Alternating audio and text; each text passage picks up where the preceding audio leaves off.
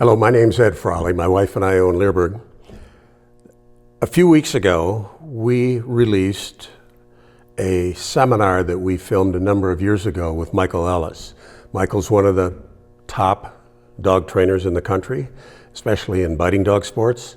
And we had filmed a seminar at Leerburg on protection dog training. So we released this seminar. It was 14 hours long and it's been selling well. But this next clip that you're going to watch is a little talk that Michael gives that's in this seminar that we're releasing as a stream, not as an online course, not as a DVD. There's too much material there to put onto a DVD. But this talk is about when Michael introduces aggression into the training for young dogs. And usually that takes place between 10, 15, 16 months old. And it's a variable approach to it because it all depends on the bloodline of the dog. It depends on the temperament of the dog, the character of the dog, the history of the dog training. But we assume that the dog that he's talking about have been in training for a while. They've gone through the prey drive training, and at some point in their life they have to figure out this isn't a game anymore. Now it's going to be serious. You have to be careful how you do that. And I have a lot of experience in making mistakes over the last 50 years of doing it. And I just like the way that Michael words it. So if you're interested in any of the biting dog sports, if you're interested in training a young dog to be a police service dog, if you're in law enforcement, this is a good step because I hear a lot of people, a lot of police officers say, I got a puppy and I'm going to raise him up to be a police dog on our sheriff's department or our police department. And you know what? The majority of them don't grow up to be good police dogs. Or if they do, they don't deserve to be on the street because they didn't have proper development. And in this talk, we're going to talk about a little phase of that development. So I think you'll like it, but I think it speaks to the quality of training that's in these 14 hours of streaming video that we have. That is where I start doing some metered aggression work with the dog. So let's say a year to 18 months, right?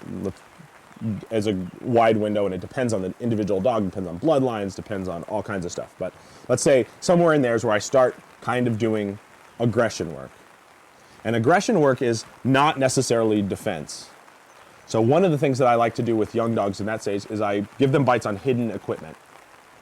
So I'll put on a hidden sleeve, a hidden suit under my pants, whatever, and I behave exactly like I normally behave as a decoy. I don't come out and threaten the dog like, okay, here we are, I'm gonna come out stalking out of the woods with nothing on and try to get my dog to bite me, my young dog. I'm gonna go out on the field with my dog on a harness, just like I've done all the rest of my development, and I'm gonna give the dog a bite on my arm with a piece of equipment he can't see. And a little like the change of bite placement with equipment, it puts the dog in a different state of mind, right? He thinks he's biting me, right? But I'm not necessarily threatening him. I may be acting in prey, but he thinks he's biting me. So there's a slight tweak in his nerve there, and he gets a little stressed about it, and then I make sure he kills me. He just beats me up. He takes me to the ground, he thrashes me, I flop around, he murders me. Handler comes up, tells him he's a good boy, we pry him off, and yay, right? So that's the beginnings of him figuring out that, oh my God, I don't need a big piece of external equipment to bite somebody. And we start to make, again, some man orientation without making the dog feel necessarily threatened. The other thing is that it tends to do is it raises thresholds again. So now if I have a lower threshold dog, that's really beneficial. If I have a higher threshold dog, sometimes what it allows us to do is allows us to manufacture a picture. Right? So in Schutzhund, we want the dog to bark at the helper, but bite the sleeve. So by giving that dog a bite on the helper periodically, not on the sleeve, then I can make the dog orient towards the guy and bark more at the guy without actually making the dog feel threatened. So I can take the same way that in obedience we can teach the dog to look at our face when I have a toy in my hand, I can teach the dog to look at the helper when there's a sleeve present.